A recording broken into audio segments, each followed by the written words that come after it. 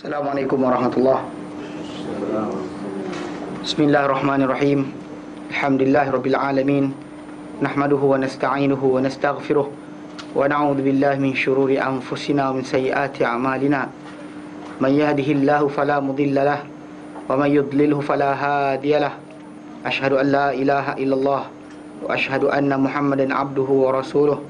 Allahumma salli ala Muhammad wa ala ali Muhammad kama sallaita ala Ibrahim wa ala ali Ibrahim wa barik ala Muhammad wa ala ali Muhammad kama barakta ala Ibrahim wa ala ali Ibrahim fil alamin innaka Hamidum Majid. Amma ba'd.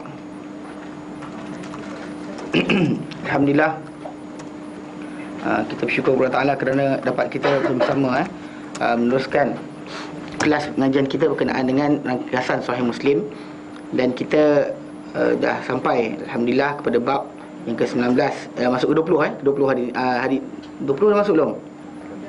20 baca dah, kita tak jelaskan lagi, dan insya-Allah kita akan bincangkan hari ini. Dan sebelum bab ke-20 hari itu, kita bincangkan berkenaan dengan bab kecintaan pada Allah Taala dan ketulusan adalah daripada iman. Jadi makna macam kita terangkan hari itu, mana kalau ada kata orang tu dia sincerity, agama tu adalah sincerity, maksud dia tulus ikhlas. Tidak ada niat tersembunyi, tidak ada sebarang perancangan dalaman dan sebagainya, bahkan kepada Allah Ta'ala, baik kepada Rasulnya, kepada kitab Allah Ta'ala, kepada pemimpin umat Islam dan juga seluruh umat Islam itu sendiri. Dan kita bincangkan itu berkenaan dengan bab tidak berzina, orang yang berzina ketika berzina dalam keadaan dia sempurna iman, dan penjelasan bahawa sempurna iman itu sebenarnya masuk dalam masalah Ahlussunnah wal Jamaah, kerana golongan Mu'tazilah ataupun golongan Khawarij menggunakan hadis ini untuk menyatakan bahawa siapa buat dosa besar, dia tidak lagi mukmin. Okey. Lafaz tu datang macam tu, jadi dia gunakan dengan zahir. Dia tak baca pembincangan yang lain. Nanti kita akan terangkan lepas ni insya-Allah. Baik. Dan dalam tajuk ni kita kata dan kita terang itu zina dari syarak. Zina dari syarak. Dan bahasan ini bila disebut zina dari syarak tu maksud dia yang haram lah. Adapun dalam masalah persetubuhan yang haram tadi ada yang bukan zina. Contohnya macam dalam keadaan haid isteri seorang itu, dia bukan zina. Mana kalau dia kata dia buat berkenaan, dia tak termasuk dalam kategori yang dikatakan zina, walaupun benda itu haram. Jadi makna bukan hanya persetubuhan yang haram, tetapi pada bentuk perkahwinan yang tidak dengan perkahwinan, itu kena jelas sikit. Ataupun orang berpuasa, kan dia haram untuk bersetubuh. Ataupun orang dalam ihram, haram untuk bersetubuh, tapi kalau persetubuhan berlaku bukan dinamakan zina. Mana untuk orang dengan suami isteri tidak dinamakan zina. Jadi kita spesifikkan masalah zina tadi memang khas kepada tajuk di luar perkahwinan. Luar perkahwinan, Adapun dalam perkahwinan, walaupun benda tak dibenarkan ataupun diharamkan pada waktu tertentu, persetubuhan tadi dia tidak dinamakan zina. Okey, baik. Jadi disebut tadi, dia disebut balik dekat dalam hadis berkenaan. La yazni zani hina yazni wa huwa mu'min. Tidak berzina orang berzina ketika dia berzina dia beriman. Dan apakah yang merangkumi zina ni sebenarnya? Okay, apakah yang merangkumi tajuk zina ini? Maksud hadis ini adalah peringatan berkenaan. Sebenarnya hadis ini sebut beberapa benda atau perkara yang kita kata disebut berkenaan dengan zina, curi, kemudian menipu harta, merampas harta, membunuh dan sebagainya, minum arak. Dia sebenarnya bukan tumpu kepada semua, tapi ditumpu kepada beberapa bahagian dosa yang menjadi macam kalau ini bab maruah, yang ini bab darah, yang ini bab harta. Mana dia bagi-bahagikan. Dan maka Nabi SAW sebut benda tersebut dalam bentuk konteks contohnya untuk masalah zina ni, dia mewakili segala maksiat yang berupa masalah kehormatan. Jadi sebab dia kata kat sini, dia kata maksud dia sebenarnya hadis ini yang dimaksudkan dengannya adalah memperingatkan atau memberi amaran berkenaan dengan semua jenis maksiat dan juga melarang daripadanya. Lalu diperingatkan berkenaan dengan zina bagi mewakili di atas semua syahwat yang diharamkan, seperti syahwat nazar, melihat, pandangan, ataupun kata-kata yang haram, atau dengar, atau sentuhan tangan, ataupun langkah kaki ke tempat-tempat yang seperti itu. Mana contoh macam nak pergi tengok benda sekian yang haram, mana langkah kaki kita, tangan kita pegang apa dan sebagainya, semua dikira. Dan bahkan dalam hadis Sahih Muslim, yang dalam hadis yang lain, Nabi SAW telah nyatakan, innallaha kataba 'ala ibn Adam hazzahu minaz zina, hazzahu minaz zina la mahalata. dia kata Allah Ta'ala telah tulis untuk anak Adam ni, habuannya untuk dosa zina ni, dia takkan boleh lari. Mana semua anak Adam ni akan terkena. Kerana zina, mata berzina. Zina mata adalah lihat. Okey. Zina, lidah berzina. Lidah zina ni adalah cakap kata-kata. Tangan berzina. Zina tangan ni adalah menggenggam. Zina kaki ni adalah langkah dia. Okey. Dan juga dan dia kata dia kata dan manusia ni bolehlah dikata dia buat ia ke tidak, nafi dengan mulut dia, mana ada, tapi syahwat ataupun diri dia sendiri akan membenarkan apakah yang dia buat tadi tu betul ke tidak. So actually dia sendiri tahu sebenarnya ketika dia pandang benda berkenaan, adakah niat dia kenapa, atas apa, atas memenuhkan keinginan dia sendiri atau tidak. So, jadi kita kata kerana zina ni adalah benda yang diletakkan dalam Islam ni bukan setakat buat, menghampiri pun tak boleh. So, jadi Allah Ta'ala letakkan dosa dia start daripada apa? Start dari pandang, dengar, cakap, pegang dan seterusnya. Mana dia bukan hanya setakat kena berlaku persetubuhan dahulu baru berlakunya zina tadi. Bahkan anything yang concerning masalah maruah maruah memang kita kata masuk dalam hadis ni. Jelas kan? Mana kita kata tak ada sebarang kekeliruan ke situ. Memang yang dimaksudkan ke situ adalah masalah maruah. Walaupun disebut zina, tapi maksud tu sama juga masalah pandang. Kan pandang. Kalau dia pandang benda yang haram. Ketika dia pandang benda yang haram tadi, kalau dia dalam keadaan sempurna iman, dia takkan buat. Ataupun dia cakap, nak bercakap-cakap kan, pasal depan orang nampak, dia takkan buat. Tapi seorang-seorang dia cakap tak? Dan telefon ke dan sebagainya. Okey, mana bila dia cakap benda berkenaan, maksud dia ketika tu iman dia hilang lah. Hampir-hampir hilang, tinggal tak sempurna. Kerana apa? Kerana dia tahu dan dia dah belajar. Manusia ni diberitahu bahawa Allah Ta'ala Sami'un Alim, atau Alimun Bidhatis Sudur. Tapi dalam masa sama kita kata manusia ni masih lagi menggunakan ataupun meletakkan keadaan bahawa ada kalanya iman dia naik dan turun. Betul, kita nafikan iman manusia naik dan turun. Tapi bila iman naik dan turun, tak boleh kita kata bahawa kita orang kata macam saya pernah tegur seorang, dia kata tajuk suasana. Mana ibadat kerana suasana. Mana tinggal benda haram pun kerana suasana. Mana di environment. Kalau environment ketika itu adalah environment bagus buat jahat dan sebagainya, mana orang semua kan, ketika konsert contohnya, kan semua orang melompat-lompat terkinja-kinja. So di environment like that, so jadi kita go with the flow. Tak boleh.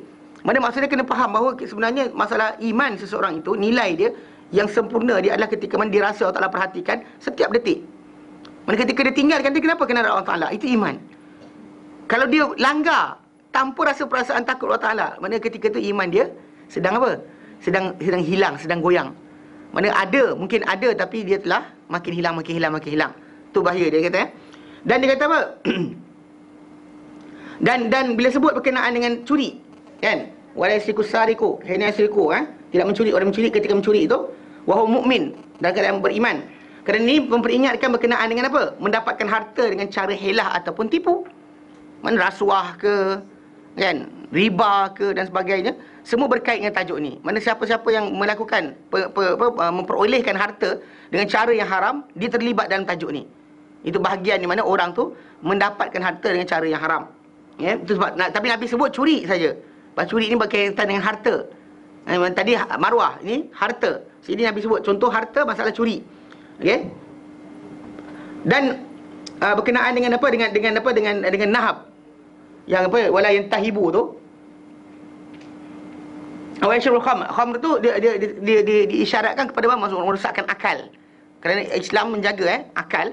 Jadi apa saja perkara yang merosakkan akal, baik arak ke, gam ke, apa benda sajalah, petrol ke dan sebagainya, dadah ganja ke dan sebagainya. Mana ketika orang tu air ketum ke anything orang tu buat kan, untuk menghilangkan akal dia, bagi merelax, berseronokkan diri dia kan dengan suasana khayal berkenaan, maka dia sebenarnya sedang masuk diri dalam perkara tersebut. Ya, kalau logik macam orang tu dia kata pasal tadi pelampauan kepada maruah orang. Ini pelampauan kepada harta. Kemudian pelampauan kepada apa? Kepada akal. Tapi akal tak perlu pada orang lain. Pada diri kita sendiri pun dah memadai untuk jadi dosa. Jangan kita kata benda ni orang tu mabuk seorang-seorang. Walau mabuk seorang-seorang sekalipun. Walau dia mabuk dalam bilik, seorang dia je. Ataupun satu negeri tu dia seorang je mabuk. Walau dia seorang sekalipun. Perkara tersebut di sisi Islam adalah benda yang salah. Dia membuat maksiat berkenaan, dia dikira salah. Merosakkan akal, dikira salah. Jadi Nabi kata apa? Jangan tidak minum arak ketika minum arak. Dalam keadaan minum arak dia beriman. dan tidak dia merampas. Maksud dia yang tahibu tu actually dia perkataan intahaba yang tahibu tu, nahab, dia diambil daripada lafaz penggunaan merampas harta. Dan diambil, yang dimaksudkan adalah mengambil harta tanpa pembahagian. Mana harta rampasan perang tadi. Kalau contoh kita perang, jadi harta yang banyak. Kadang-kadang kita nampak kereta orang ke, nampak ini ke, dan unta lah. Unta, bagi serang kampung tu nampak unta. So dia pergi tangkap benda tu dulu. Kan dia kejar depan orang ramai dan sebagainya, dia cepat pergi begitu tanpa rasa takut Allah Taala. Sedangkan dia tahu bahawa dalam hadis Nabi SAW menyatakan bahawa mengambil harta tanpa diagih-agihkan dahulu, mana dikira sebagai menipu. Dia punya ghulul. Dia tak boleh, haram dalam Islam kita buat benda berkenaan. Bahkan nak ambil harta rampasan perang tadi lepas pembahagian baru halal.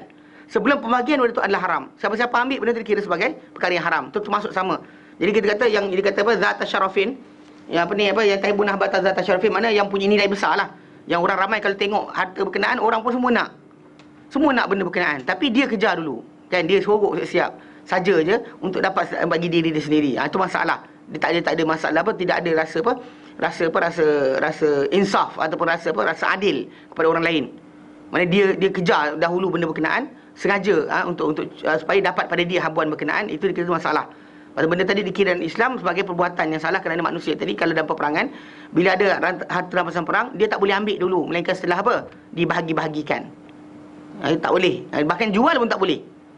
Selagi tak dapat bahagian dia, jangan dijual. Macam dia kata, apa benda barang aku dekat peperangan sekian tu, kau ambil lah. Itu harga barang-barang yang harga rumah yang kau beli ni. Mana aku beli rumah kau dengan apa habuan aku ada dalam peperangan sekian-sekian. Dia kena sebut berapa nilai jumlah dan sebagainya. Kalau tak ada diagihkan, tak ada masalah. Kalau tak agih lagi, itu masalah. So jadi dalam tajuk ni masih lagi berkaitan tajuk masalah harta lah. Jadi nahab nahab tu digunakan bagi perkataan harta rampasan perang. Kalau kita biasa sebut dalam anfal atau ghanimah. Juga perkataan nuhba, nunha ba alif maksurah, itu pun harta rampasan perang juga. Mengambil perkataan nahaba. Jadi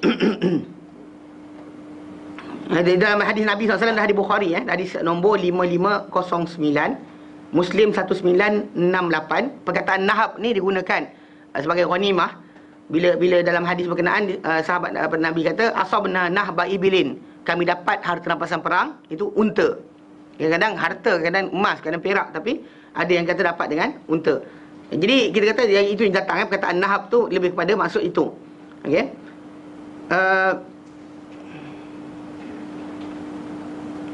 Kalau sekiranya benda-benda tersebut benda kecil yang tidak ada nilai, mana orang ramai kalau dikutip pun orang tak cakap apa, maka benda tu tak dikira sebagai nilai, walaupun bersalah tapi dia tetap bersalah kerana mengambil harta tanpa diagih-agihkan. Tapi penting sekali, pertama sekali kita nak tahu bahawa benda-benda yang diambil untuk harta rampasan perang tadi mestilah diagihkan dahulu baru diambil.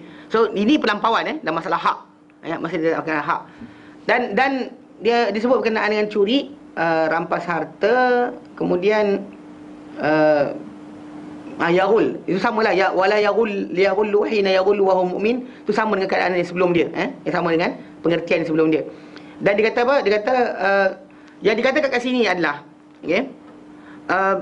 bahawa peringatan dalam hadis ni datang dengan dosa-dosa yang Nabi sebut tentang maruah, tentang harta, curi harta hak orang, kemudian berkenaan dengan rosakkan akal, kemudian berkenaan seterusnya. Jadi kita kata, dan ini Nabi sendiri sebut al-muslim haram, muslim atau muslim adalah haram, maluhu, harta dia, wa damuhu, darah dia, wa irduhu, damuhu, darah dia, wa maluhu, harta dia, wa irduhu, dan juga maruah dia. Maruah dia pun sama, tak boleh kacau. Benda-benda ni tak boleh. Jadi kalau ada kata orang tu buat juga, sedangkan dah tahu bahawa itu adalah hak seorang muslim, dan kita belajar dah hadis sebelum ni, maksudnya kita kena layan orang lain macam mana kita nak dilayan.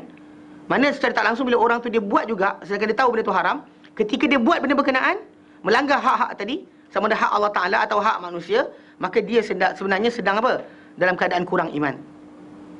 Dan tak ada kita kata dalam keadaan tersebut orang tu boleh kata terpaksa. Kenapa binarak terpaksa? Itu masalah jugalah. Tak tahu, kecuali dia letakkan senjata di atas tengkuk dia, kan, di kepala dia letakkan pistol, suruh minum arak, itu lain cerita. Tapi kalau dia kata dalam masalah berzina, kena berzina kerana orang paksa, itu masalah juga, tak berlaku. Bahkan jumhur para ulama, kalau anda kata orang tu berzina dengan keadaan macam tu, dia paksa, itu pasal dia patutnya boleh tahan diri dia daripada pergi pegang orang sebagainya, maka ketika waktu berkenaan dia anggap dia punya ni tak ni valid, bahkan dia kena sebat. Kalau dia orang yang tak kahwin lagi, dia akan disebat hudud. Kalau suami tu suruh, suami tu kena lah, tapi isteri tu still dia tak boleh, apa kita kata, untuk berzina tadi dia tak boleh, orang kata apa ni apa, dia kena aduan lah, kena berhenti. Kalau dia kata dipaksa ataupun contoh dijual oleh suami dia still kena kena ambil tindakan, bukan duk diam macam sebagainya. Tu hak dia. Hak dia patut dia pertahankan, bukan dia diam aja. Tapi banyak di kalangan di kalangan masyarakat kita dia tak tahu hak. Sebab kenapa kes dalam perceraian dan sebagainya, banyak kes yang bila kita tanya balik, kadang-kadang benda tu diadukan lambat. Kenapa? Sebab perempuan tak tahu hak dia. Dia dalam Islam betul lelaki pegang perceraian yang tanpa sebab, lelaki tu cerai isteri dia kata cerai saja. Tapi kalau isteri nak minta cerai, kena ada sebab. Punca kenapa? Sebab dalam Islam ni supaya dizahirkan kalau keaiban lelaki tadi, dia ni pasal dia akan menzalimi, dia bukan dizalimi, dia menzalimi. Pasal dia yang akan mengawal keadaan. Jadi kebiasaannya disebut dalam masalah suami tadi, kenapa isteri tu nak minta cerai, supaya orang tahu kenapa dia berpisah. Adapun si isteri tadi, supaya dia boleh ada peluang untuk kahwin lagi, mungkin dengan lelaki tak sesuai dengan orang lain pula, maka dalam Islam tak disebut kenapa dia perlu diceraikan. Faham tak? Okey. Jadi sebab kenapa bukannya tajuk dia macam Islam ni zalim, bagi perempuan tak ada, lelaki ada hak. Lelaki boleh cerai, perempuan boleh ceraikan suami dia, tapi dengan sebab. Dengan sebab kenapa? Apa sebab dia? Adakah kerana ni, adakah kerana apa? Perangai dia suka pukul bini ke? Ada perangai kenapa? Apa benda dia yang dibuat? Pasal dalam Islam itu hak. So kadang-kadang itu sebab kenapa kadang-kadang dalam masalah nikah ni, ketika mana akad nikah kan, macam zaman sekarang ni kita lihat juru nikah tu beria baca kan apa hak-hak. Tapi kadang-kadang budak perempuan tu tak tahulah, dia tengah khayal ke benda, dia tak ingat, tak dengar apa benda orang cakap. Orang bagi tahu dah. Kalau suami tinggalkan, suami sakiti dan sebagainya, kalau dia ngadu, itu taklid tau. Taklid. Mana lelaki tu taklid tadi, mana dan bahkan dia tercerai dengan bayar RM1 je, bayar RM10 je, tercerai terus automatik. Dia jadi macam khuluk. Benda tersebut sebenarnya. Tapi masalah bila pelaksanaan tu timbul tajuk. Sebenarnya kalau kau tahu, kalau dia tak buat, kalau orang kata sampai kat mahkamah memang ada hak untuk menentukan jatuh ke tidak. Kena tanya balik apa jadi, apa sekian, kenapa, macam mana keadaan, apa lafaz disebut. Memang betul kena tanya. Tapi mana perempuan tu sendiri sebenarnya kat Malaysia ni, pasal kadang-kadang dia pun tak tahu nak bercakap macam mana. Jadi bila masuk mahkamah biasanya nasihatkan supaya dapat pegang peguam. Pasal prosedur tak tahu, dia tak betul. Dia tengah tekak dengan dalam mahkamah nanti, dia sebut berkenaan ketika mula dating dululah. Kan yang hakim kata tak relevan dengan kes, tahu tak? Kan hari tu dia tuan hakim dia telah tak basuh pinggan, dia tak buang sampah. Kan keluar benda macam tu. Jadi hakim awal lagi suruh apa? Suruh dapatkan lawyer. Dengan lawyer dia cepat sikit. Tanpa lawyer lambat sikit. Itu masalah dia. Saya tahu. Tapi cerita tak setakat ni saya tengok. Dia cerita macam ni, pasal benda tadi kita kata asas benda ni yang kita kata yang berlaku sebenarnya masalah sistem tadi orang tu. Benda Islam dah cukup dah. Zaman Rasulullah dulu banyak kisah wanita yang dia minta tebus talak dengan suami dia. Mana dia kata Rasulullah, aku bukan aibkan sahabat engkau, aku tak kata dia tak bagus. Dia bagus. Tapi aku tak nak kufur dalam Islam, dia kata. Kufur dalam Islam. Mana kufur? Maksud dia ingkar dalam Islam. Aku Muslim tapi aku ingkar, aku tak nak, dia kata. Lalu Nabi kata dengan dia, kau nak pulangkan balik tak kebun dia yang kau ambil, yang dijadikan mahar untuk perkahwinan kau? Dia kata ya. Nabi kata dengan lelaki berkenaan, ambil kebun kau balik dan kemudian ceraikan dia satu talak. Mana depan-depan macam tu, direct. Pasal kita kata kadang-kadang bukan kita nak cari benda berkenaan, tapi itu penyelesaian. Kau duduk diam-diam dua-dua sekali gila kan, nanti gila. Tengok muka kau menyampah, aku tengok menyampah. Dan sekali jadi Islam benarkan untuk perceraian itu berlaku. Bukan kerana Islam galakkan, tapi maksud dia ada solution bagi kehidupan. Pasal manusia ni bukan semua compatible. Kan? Ini kadang-kadang kita pun kadang-kadang pakai kasut, beli kasut tak sedap. Kita tinggalkan kan. Macam ni masalah manusia ni, dia bukan semua benda tu sama. Jadi kita kata Islam ni dia solution ni tadi logik dan praktikal, bukannya saja tipu. Tapi cuma untuk wanita kena bagi sebab. Dia ada hak. Cuma macam orang tak tahu hak ni tadi. Hak masalah pewarisan harta, masalah tanggungan anak. Kan masuk dalam cerita cerai kerama dulu, zaman-zaman dulu dikeluarkan cerita drama kan. Mana lelaki tu lari ke KL, kahwin lain, lepak sana jadi orang kaya, bini tinggal kat kampung. Kemudian bini tu kerjalah kontrak, anak jual nasi lemak.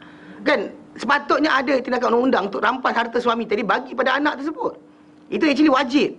Bukannya sunat, wajib. Nafkah wajib. Pasal si ibu tadi tu, si isteri tu tak ada sebarang tanggungjawab untuk tanggung anak tersebut. Kalau dia biarkan anak tak makan pun bukan salah dia. Tapi Allah Ta'ala jadikan pula terbalik, perempuan lebih sayang anak daripada lelaki. Tu cerita dia. Jadi perempuan tadi dia akan kesian lebih banding dengan si suami. Sedangkan si suami tadi dia wajib bagi semua sekali. Hatta nafkah ibu yang menjaga tu pun dia kena bagi walaupun dah bercerai. Ini kadang-kadang tinggalkan dah puluh tahun, 12 tahun, 13 tahun duduk KL, yang bini tinggal kampung macam tu je. Kan anak-anak besar bapak tak ada, tak tahu apa cerita. Lepas tu tiba-tiba perceraian tak berlaku, apa tak berlaku. Mana boleh? Ni masalah. Itu kita kata dalam tajuk ni, seorang suami tadi pun macam tu juga. Bila katakan masalah hak ni kan, dia sama. Dia ketika dia buat benda berkenaan, kalau dia buat benda tersebut, dia iman dia tak ada. Pasal Allah Ta'ala suruh dia pegang tanggungjawab. Faham tak? Itu hak yang dia kena tunaikan. Anything concerning hak. Bila orang tu langgar, pasal hadis ni tadi kita kata, start dengan tajuk zina, curi, kan, kemudian minum arak, kemudian sekian. Benda tu tadi asas-asas yang utama. Yang kita rujuk padanya apa? Masalah dosa. Mana yang kita kata dosa berkaitan maruah, dosa berkaitan dengan harta, dosa berkaitan dengan hak. Hak macam masalah masalah dalam tajuk rampasan perang tu hak. Mana bukan dia seorang je berhak ke atas harta tersebut, semua orang berhak. Tapi kalau tak dapat pada dia pun tak ada masalah, pembahagian akan dibuat oleh Rasulullah atau ketua tentera akan bahagikan lepas tu. Tapi dia awal-awal lagi ambil buat lari dan sebagainya, dia masalah. Dia sorok ke, itu masalah. Pasal dia ni dikira sebagai orang yang apa? Khianat, mengkhianati orang lain. Mana semua ada hak, tiba-tiba dia nak ke depan, tak boleh lah. Macam tu masuk rasuah dan sebagainya. Kan semua orang ada hak untuk competing. Dari datang ni dia bayar under table dan sebagainya. So konsep berkenaan dengan tajuk hadis ini, dia sebut dalam tu zina, dia sebut berkenaan curi, berkenaan dengan rampas harta, berkenaan dengan tipu harta dalam peperangan, berkenaan dengan minum arak. Dan dikatakan bahawa orang-orang tersebut yang buat benda ni, ketika dia buat, dia tidak, orang kata, sempurna iman. Kenapa? Okey, sebab dia kata dekat sini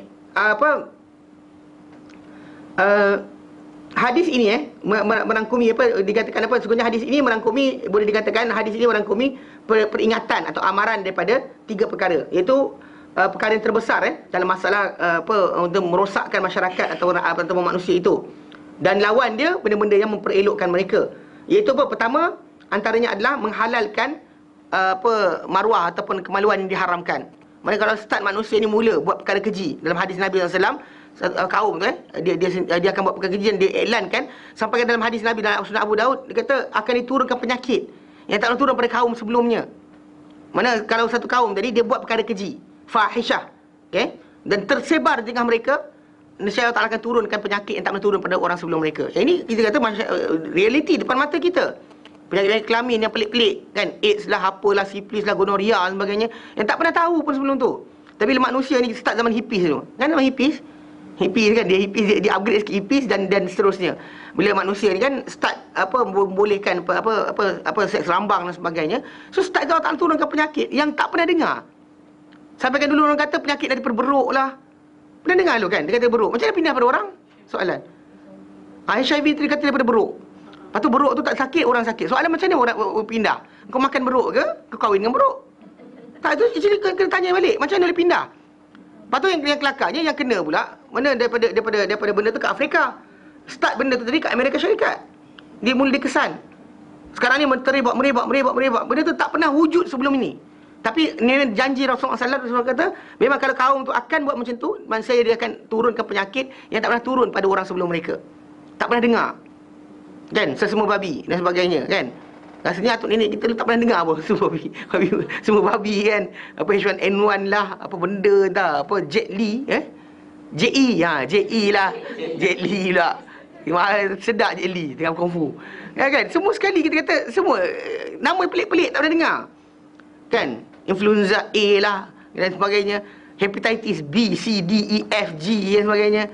Kan benda tu macam dia macam orang kata sampai dia kata di sisi ahli pakar patologi yang pakar berkenaan mikroorganisma ni, dia kata dia kata pelik, dia kata seolah macam benda tu bakteria atau virus tadi, dia macam berkembang menjadi satu makhluk baru selepas satu peringkat. Bahkan macam dalam masalah penzinaan atau sodomi, dikatakan bahawa bila air mani manusia tadi bercampur dengan najis yang ada di punggung seorang tu, itu yang jadi mikroorganisma tadi dia macam mutation berlaku, lalu tiba-tiba dia terus jadi virus yang satu lagi. Mana benda tadi kita kata benda macam-macam pelik. Macam mana pula ada tindak balas tadi mengubah dia jadi benda lain? Kita manusia makan apa benda, habis-habis bulat je. Kan manusia tu tetap manusia, mata tak berubah, perangai macam tu juga. Tapi jadi bulat atau jadi kurus. Kan tak makan jadi kurus. Makan jadi sekian. Makan ayam Kentucky berubahnya Mak Saleh, tak ada kan? Tak ada kan? Makan pizza jadi Itali. Tak kan? Makan nasi Arab jadi Arab. Ada siapa pandai cakap Arab lepas makan nasi Arab? Tak ada kan? Okey, jadi maknanya makanan kita tak ubah apa-apa. Macam itulah rupa kita, itulah kita. Tapi dalam masalah mikroorganisma tadi, bila manusia buat tindak balas yang berlainan, dia akan mengubah makroorganisma tadi menjadi makhluk yang baru. Maksudnya ini di antara usul terbesar yang dizahirkan dalam tajuk ni. Dan bahkan di antara kisah yang terbesar diberikan zaman dahulu, para anbiya tegur di antara benda ni. Pasal di antara maruah ni bukan benda-benda yang murah, boleh dipermain-mainkan. Di zaman kita sekarang ni wanita dieksploitasi, jadikan bahan dagangan di dalam media, iklan dan sebagainya. Kan? Lepas tu itu yang situ. Yang luar televisyen pun kena tipu juga. Kan? Dia dah pelakon tu muka macam tu. Kulit dia memang macam tu. Kita macam saya kata tu kena faham ni genetik. Tahu genetik? Manusia ni kadang kulit dia putih, kulit dia hitam. Kulit dia menggerutu, tak menggerutu. Okey? Dia memang genetik. Mana maksud dia ke tangan dia kasar ke, jari dia macam mana ke, itu genetik. Lepas tu cara hidup dia pula lepas tu. Dia upgrade. Jadi kadang-kadang pelakon-pelakon yang kata macam artis tu jadi model iklan untuk krim lotion pencantik kulit. Sebelum berlakon rupa dia macam tu dah.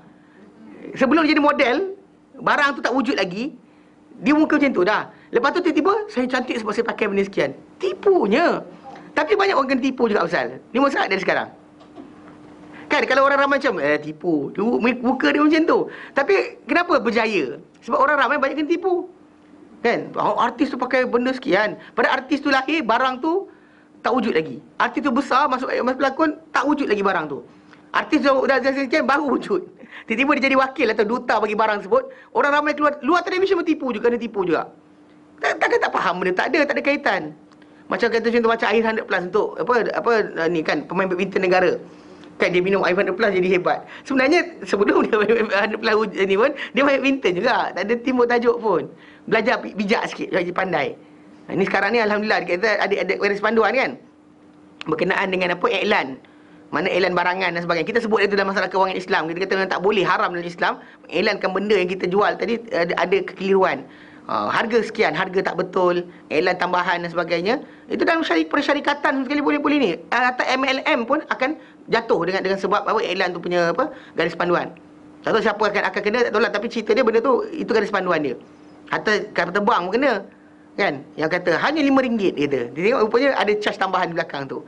Itu kita faham So konsep dia memang kita kata pertama sekali benda yang merosakkan masyarakat adalah masalah menghalalkan kemaluan Mana halal, mana tak ada masalah, yang siapa dan sebagainya, keturunan rosak. Maka ini di antara kerosakan besar, maka Rasulullah sebut di sini. Dan juga harta-harta yang diharamkan. Harta-harta yang diharamkan. Harta-harta yang diharamkan. Harta diharamkan tadi banyak. Curi, rampas, apa yang kita kaitkan rampas.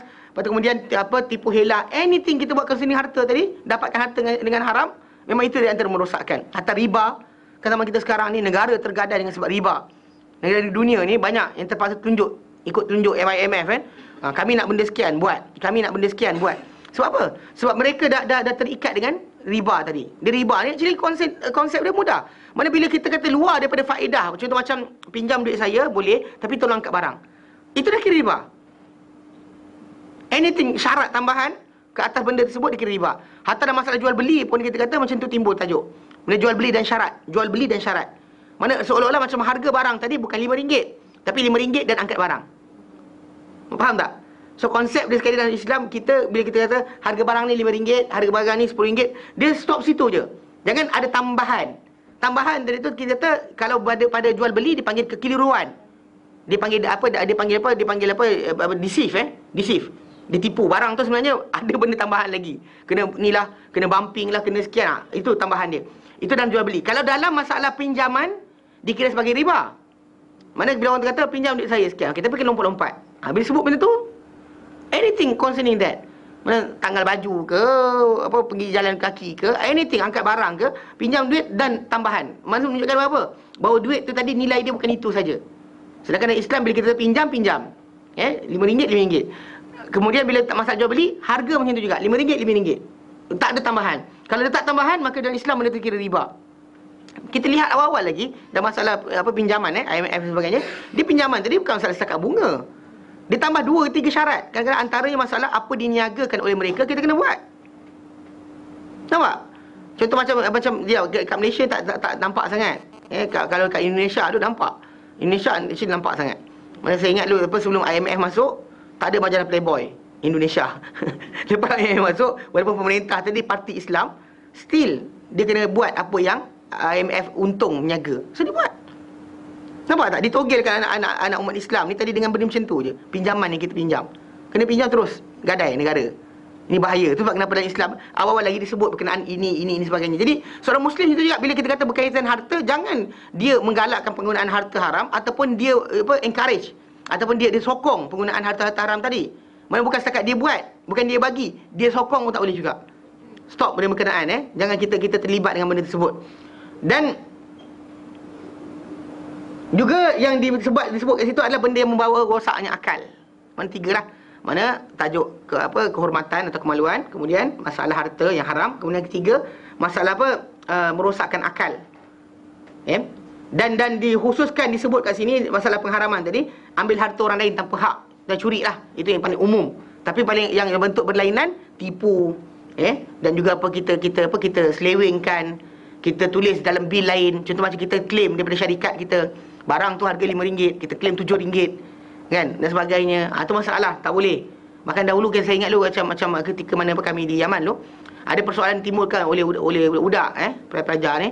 Dia kata bila kita nak pergi ambil ubat, kan, memang kita kata pihak universiti akan tanggung cuma 70% atau berapa peratus saja daripada nilai tersebut. Datang kita buat apa? Kita minta kepada orang terlebih tu up kan, supaya dapat penuh macam mana yang disebut. Itu actually orang tu itu syahadatul zur.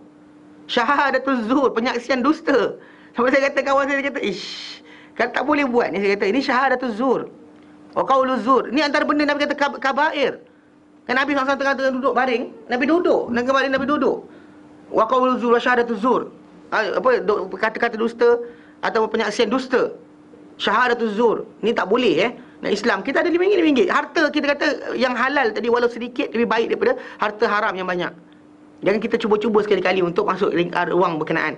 Tapi kita kata disebut dan tajuk tadi masalah harta lebih daripada hak. Yang tu masalah kemaluan, masalah zina tadi. Tapi rangkumi dalam tu masalah pandang benda haram, pegang benda haram, dengar benda haram, bercakap benda haram, langkah kaki ke tempat yang haram, masuk sekali. Termasuk masalah-masalah rosakkan akal, apa saja merosakkan akal. Menghayalkan kita, tak kira benda tu minuman atau hiduan atau injection dan sebagainya, anything. Jangan kita kata ini arak aja, tak masuk sekali yang lain. Ketika dia menghilangkan akal daripada kesedaran tadi, memang kalau dia buat dia buat benda berkenaan, ketika tu memang iman dia kita kata tengah hilang. Dan tajuk iman hilang ni tadi, adakah orang-orang yang melakukan dosa-dosa besar ni terkeluar daripada iman? Ni tajuk besar kena jaga. Pasal dalam tajuk ni banyak orang-orang yang Mu'tazilah dan sebagainya menggunakan hadis ini, ataupun orang-orang yang Khawarij dia hilang. Mu'tazilah ni ada lagi kumpulan-kumpulan ni yang kita kata berfahaman Mu'tazilah ni ada ramai.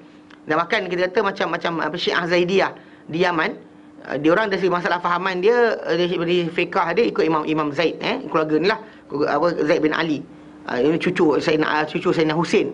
Tapi dalam masalah akidah diorang banyak cenderung pada Mu'tazilah. Atau pernah ada kerajaan Islam dalam sejarah dahulu mendokong fahaman Mu'tazilah. Zaman Abbasiyah dahulu yang para imam Ahmad dan sebagainya dipukul kerana tidak mahu mengaku Quran itu makhluk. Kerana apa? Kerana itu adalah Mu'tazilah, digunakan akal untuk memahamkan banyak perkara berkaitan dengan Allah Ta'ala dan sebagainya. Hatta bila datang hadis dalil-dalil macam ni, diorang datang dengan mengatakan bahawa tak ada, iman tu hilang lah. Ikut dalam hadis Nabi ni, dia kata macam ni, Allah Ta'ala punya perintah, ini kehendak nafsu seorang. So kalau orang tu kedepankan nafsu dia, Allah Ta'ala hilang, maksud dia menyekutukan Allah Ta'ala lah. Ikut logik mulut, ya. Tapi ikut Ahli Sunnah wal Jamaah, tidak. Kenapa? Ahli Sunnah wal Jamaah tidak menyatakan benda tersebut, menentang perkara ini kerana dengan zahir yang lain, dengan tajuk yang lain, hadis dalil yang lain. Seperti contohnya sabda Nabi SAW dalam hadis yang diriwayatkan oleh Abu Dzar Al-Ghifari, hadis Bukhari Muslim, Bukhari Muslim, dalam Muslim hadis nombor 94, Dalam Bukhari hadis nombor 1237, ya. Dalam hadis berkenaan Nabi kata, man mata, barang siapa yang mati, la yusyriku billahi syai'a, dia tak menyekutukan Allah Taala sesuatu benda pun, dakhalal jannah, dia akan masuk syurga. Cuma masalah cepat lambatlah. Dan dia siapa mati tak menyekutukan Allah Taala, dia akan masuk syurga. Jadi kita kata tajuk ni kita faham dengan jelas bahawa sememangnya ahli tauhid yang tidak menyekutukan Allah Taala, yang ada berdosa, Nabi kata dia akan dibakar orang berkenaan ni ikut kadar dosa dia. Kalau Allah Taala ampunkan, ampunkan. Kalau Allah tak ampunkan, maka dia akan dibakar dalam neraka tadi dengan keadaan apa? Dengan keadaan bersihkan dosa. Dan bahkan bila Allah Taala berikan satu ugutan kepada orang-orang, contohnya macam orang-orang yang apa yang Allah Taala kata wala yuzakkihim. Kan dalam Quran ada ayat Allah Taala sebut berkenaan dengan tadi, la yunzuru ilaihim, Allah Taala tidak pandang mereka. Allah Taala takkan lihat mereka, takkan ampun mereka, takkan bersihkan mereka. Ayat takkan bersihkan mereka tu para ulama fahamkan bahawa ia berkaitan tajuk masalah api neraka tadi. Dia untuk orang yang beriman, kalau dibakar mereka ni, kalau dia ahli tauhid, dia akan dimasukkan ke dalam syurga lepas tu. Lepas habis hangus, ikut kadar dosa dia banyak mana, lepas tu dia akan masukkan ke dalam syurga. Adapun orang yang syirik pada Allah Taala takkan keluar sama sekali. Atau munafik takkan keluar sama sekali. Dia takkan keluar. Munafik takkan keluar. Munafik duduk bawah lagi, dia lebih bawah pasal dia kafir tapi dia zahirkan Islam. Dia tak suka dengan Rasulullah tapi dia pura-pura kata suka pasal tak nak orang lawan dia. Dan masyarakat kita zaman ini banyak kadang orang yang kita kata dalam dia nampak Islam itu, dan nifak ada dua. Macam kita bincangkan surah Baqarah dahulu, nifak ni ada dua. Satu nifak yang tulen. Nifak yang tulen ni Allah Taala beri contoh dengan masaluhum kamatsalil ladzi istawqada nara. Misal mereka ini orang munafik ni, kita akan belajar tentang orang munafik ni. Kita akan baca masaluhum kamatsalil istawqada nara. Misal orang munafik ni seperti orang yang menyalakan api. Falamma adha'a lahum, okey, falamma bila kata falasaluhum kamatsalil istawqada nara. Falamma adha'at ma haulahu, bila terang saja apa sekeliling orang yang menyalakan api ni, zahaballahu binurihim, Allah Taala hilangkan api cahaya mereka. Macam ni. Maksudnya contohnya macam satu kumpulan, satu kampung dan sebagainya, katakanlah blackout. Kemudian datang seorang nyalakan api. Kemudian api tu nyala terang, kan? Dia Allah Taala padamkan. Ini berlaku pada orang yang nampak Islam tu naik sekali, kemudian dia terus tak percaya dah. Banyak seperti Abdullah bin Ubay dan sebagainya, ketua kepala munafik ni, dia dalam hati dia mereka tak setuju dengan Rasulullah. Tak puas hati. Dan sering sekali kalau dia bercakap tentang Islam ni, dia akan bunyi dia memang saja nak jatuhkan. Memang dia tak nak. Kalau boleh jangan Islam naik. Kalau boleh Islam ni jadi macam agama lain. Kalau boleh Islam jadi macam Kristian, duduk tepi. Dia nak macam tu. Dia tak ada rasa dan sincerity, tak ada. Sincerity pada Allah Ta'ala, pada Rasulnya, pada kitab, tak ada. Dia rasakan bahawa Islam ni macam satu kongkongan. Dia orang macam ni. Dia wujud zaman Rasulullah SAW. Zaman kita lagi ramai sebenarnya. Lagi ramai zaman ni. Pasal dia lebih ramai apa lepas kita iman kita dalam keadaan ikut-ikutan. Kan normally kadang-kadang ada orang tu dia tak percaya Islam, tapi dia Islam juga. Sebab apa? Kekal kerana mak bapak dia Muslim. Dia pegang. Dari segi tak ikutan tak nak. Dia tak percaya sangat dah. Dah hilang tentang Islam. Tapi dia cuma zahirkan Islam tadi tu, mengaku Islam. Kalau hari raya kan pakai baju kurung, Assalamualaikum, salam kan, min aidil faizin, salam macam tu. Kan? Dia tunjuk salam tu pasal dia tak nak dituduh sebagai seorang murtad. Itu je. Dia segan, dia malu. Tapi kalau dia katakanlah fenomena murtad tadi biasa, so dia tak kisah, dia akan keluar. Itu biasa. Ini kumpulan yang pertama. Kumpulan kedua yang munafik juga, tapi Allah Taala beri contoh dengan apa? Awan hitam.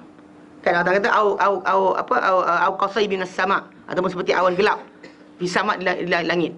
Fihi dhulumat, dalam awan tu ada kegelapan. Wa ra'dun, ada guruh, wa barq, dan juga kilat. Okay, yaj'aluna asabi'ahum fi adhanina. Orang-orang munafik ni, yang peringkat kedua ni, dia akan letakkan tangan mereka di telinga mereka pasal bimbangkan tentang apa yang turun daripada Quran. Yang dibayangkan barq tadi, ra'du wa barq. Ra'dun tu dibayangkan berkenaan dengan sergahan Allah Ta'ala kata mereka. Allah Ta'ala sergah. Kata mereka macam ni, perangai macam ni. Tiap kali turun Al-Quran kena perangai mereka tak rasa kelang kabut, tak suka. Kalau datang ayat Quran tu sokong mereka kan. Datang ayat Quran kata mereka sekian. Kan Islam baguslah. Ai kaya selepas masuk Islam. Dia lepas semayang ni macam makin kaya. Tapi kalau dia semayang juga miskin, dia disalahkan Tuhan. Ini kumpulan kedua. Kumpulan yang hati dia tadi, kalau kita kata ada nifak, ada iman. Cuma mana naik lebih. Kalau lebih banyak nifak, dia tu munafik lah. Kalau lebih banyak kepada iman, dia akan menjadi mukmin. Itu kita akan bincang lepas ni berkenaan dengan orang yang dikatakan munafik. So munafik tak lepas Para ulama nyatakan bahawa dua orang ni kumpulannya takkan lepas daripada neraka Allah Ta'ala. Itu bahaya dia.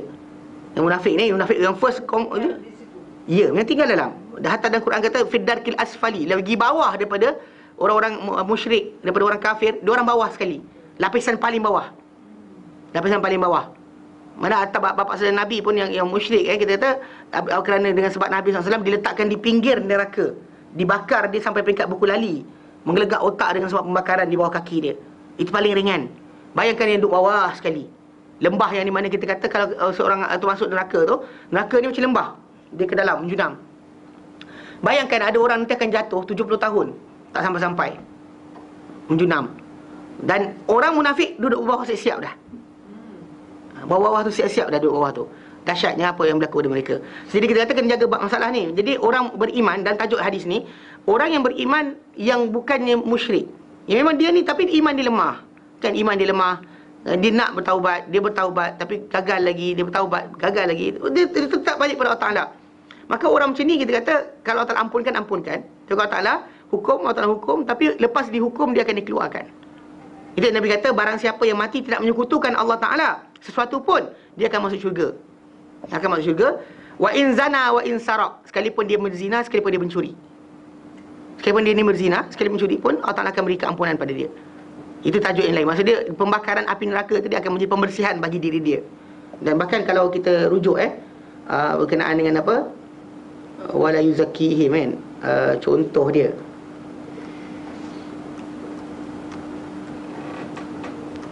dalam itu tidak ada sebut ya saya dalam yang Ustaz sebut tadi tidak ada sebut berkaitan dengan munafik. yang mana tu Al-Baqarah tadi Yang tadi Ustaz kata siapa mati dalam tahu, tapi masalahnya kita kata lepas ni kita ada hadis lepas ni, ada bab lain. Okay?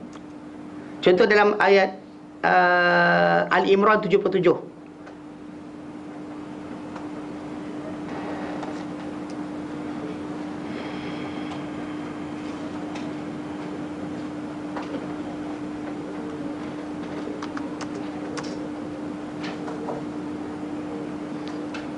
Al-Baqarah 174.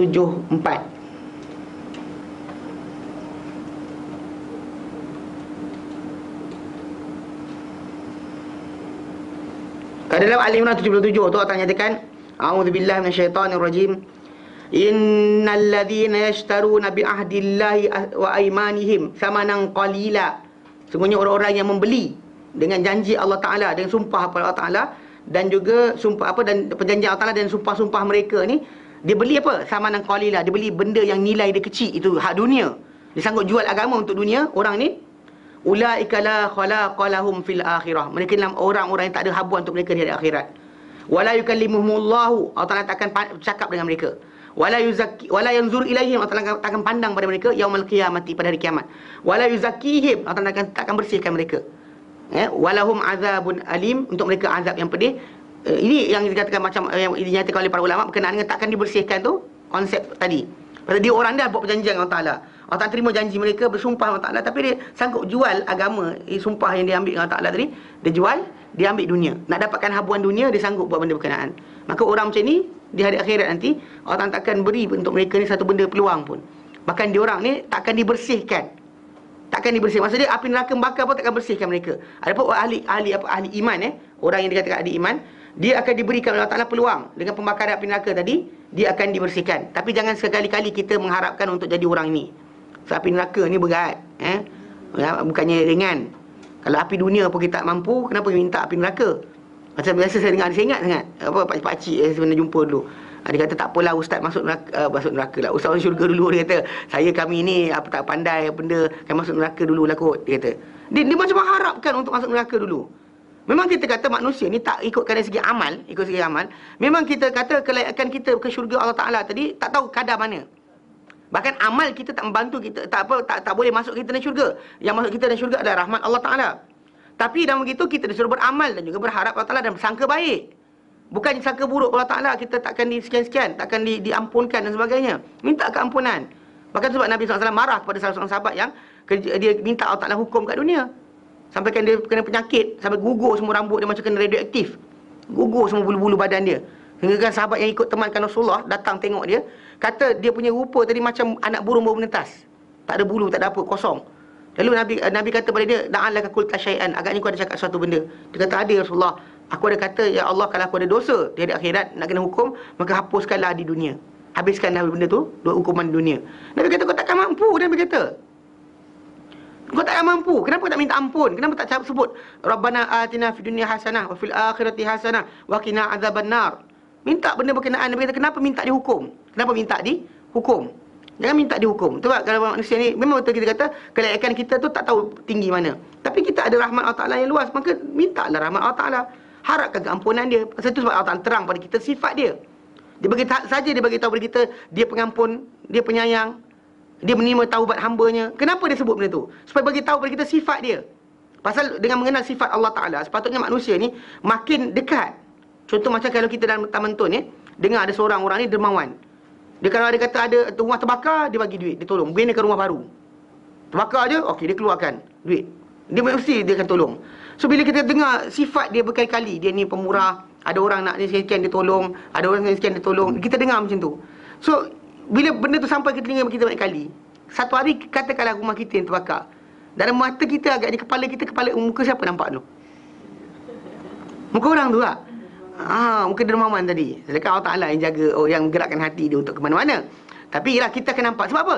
Sebab pembiasaan mendengar sifat-sifat dia, kebaikan dan sebagainya. Allah Ta'ala beritahu kita dalam Quran tentang sifat dia supaya kita belajar dan kita dekatkan diri dengan cara tersebut. Ini kita tak belajar kan? Lepas tu kita pejam mata, diam-diam, tak tahu apa jadi. Betul tak? Last kali kita tak berdoa, tak berharap, tak minta ampun, tak bertaubat. Allah Ta'ala isytiharkan, dia penerima taubat. Datang kita tak nak taubat.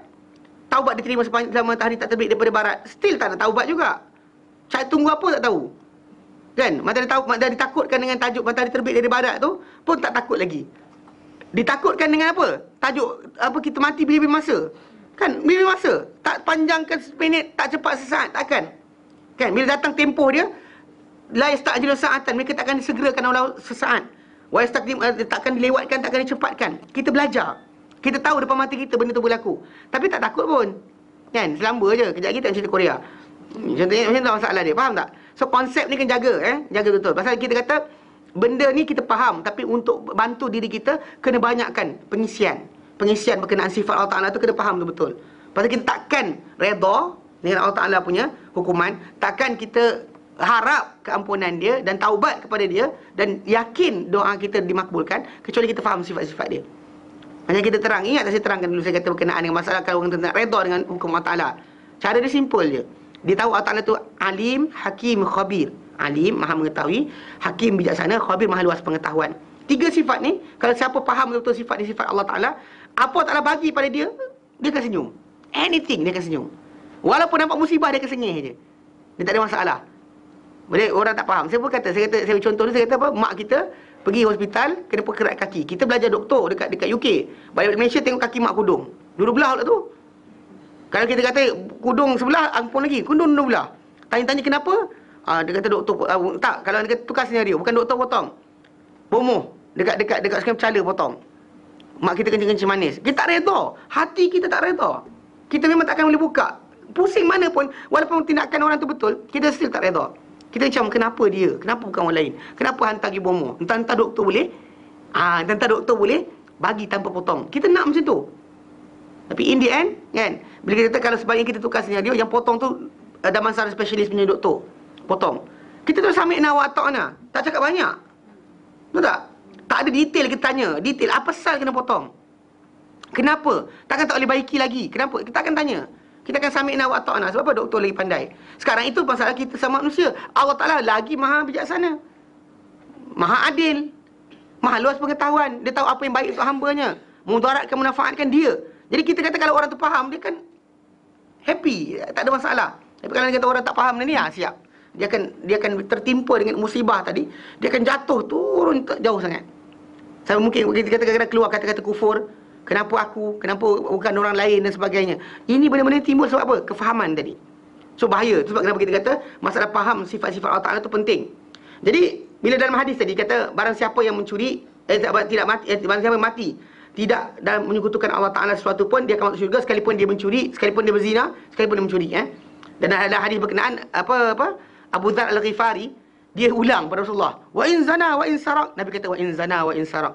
Dia kata wa in zana wa in sarak. Nabi kata wa in zana wa in sarak. Dia nak kepastian. Sampai last sekali Nabi kata apa? Wa in zana wa in sarak raghima anfu Abu Dzar. Abi Dzar. Mana sekalipun berdebu Abu Dzar rugi pun, mesti dia akan tetap masuk juga. Mana sampai last sekali bercakap itu, Abu Dzar diam. Abu Dzar tak puas hati. Dia kata, takkan dah mencuri, dia nak kena boleh masuk syurga lagi. Nabi kata wa in zana wa in sarak. Pasal kita kata masalah keampunan mutlak di sisi siapa? Allah Ta'ala. Kalau orang tu mati musyrik, memang tak ada keampunan. Allah Ta'ala dah isytihar awal-awal. Adapun yang lain-lain, nak ampunkan ke tidak, itu hak Allah Ta'ala. Dan bahkan dalam hadis yang lain, daripada Ubadah bin Samit. Ya. Dalam hadis yang diriwayatkan oleh Bukhari, Bukhari nombor 18. Hadis nombor 18. Muslim hadis nombor 1709. Bukhari 18, Muslim 1709. Dalam hadis berkenaan Ubadah bin Samit berkata, Rasulullah SAW telah bersabda, man asaba syai'an min zalika, barang siapa yang tertimpa sesuatu daripada itu. Itu daripada apa? Daripada membunuh ke, pembunuhan, atau mencuri ke, atau zina ke. Lalu dia dihukum dengan sebab kesalahan dia tadi. Macam orang tu membunuh, dia kena bunuh balik. Atau orang tu berzina, dia kena sebat. Atau orang tu mencuri, dia kena potong tangan. Maka itu apa hukuman yang kena pada dia tadi? Ia adalah penghapus dosa bagi orang tersebut. Kafarah. Penghapus dosa baginya. Dan barang siapa yang tidak dihukum di dunia ni, lalu urusan dia, Nabi kata apa? Kepada Allah Ta'ala. Nabi kata kepada Allah Ta'ala. Nabi tak kata macam pasti kena, tak. Nabi tak kata pasti kena. Nabi kata urusan dia kepada Allah Ta'ala. Tapi Allah Ta'ala maha adil.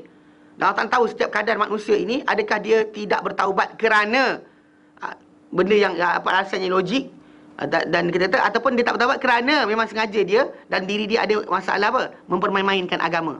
Ada orang dia sengaja buat dosa dan sebagainya, dia rasa tak kisah, dia rasa tak salah pun. Kadang-kadang bahkan dia isytihar kerana orang ramai. Saya pergi kelab malam, apa masalah dia? Dia kata macam tu. Buat dosa pun tak bimbang. Bila dia kata, orang kata, pergi clubbing, teruk tu. Asal pula? Saya bukan minum arak. Dia tak nak nampak benda berkenaan sebagai dosa. Bahkan dia rasa diri dia lepas lagi. Macam bila kita tegur berkenaan masalah berkhaluat ke, asal lah, saya tak buat apa. Dia tahu dah benda tu haram. Dia kata zina, Allah Ta'ala bagi tahu dah. Tapi saya tak buat apa. Dia nak menang juga. Orang macam ni masalah lah, kan? Okey, orang Nabi kata barang siapa yang dihukum dengan sebab kesalahan jenayah mereka yang ada Allah Ta'ala tentukan, yang Allah tentukan hukuman, lalu benda yang dihukum tadi, hukuman ke atas mereka ni menjadi penghapus dosa bagi mereka. Mana orang mencuri tadi, dosa dihapuskan dengan tangan dia dipotong. Atau yang mencuri zina tadi dengan sebatan dia. Okay, dan juga orang yang bunuh tadi dengan dia dibunuh balik atau dibayar diat. Maka dengan hukuman tadi dia akan dibersihkan. Okey.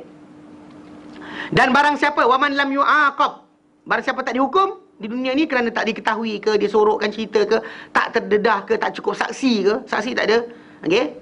Maka urusan dia Nabi kata kepada Allah Ta'ala. Insya'a, jika Allah Ta'ala nak, Allah Ta'ala maafkan.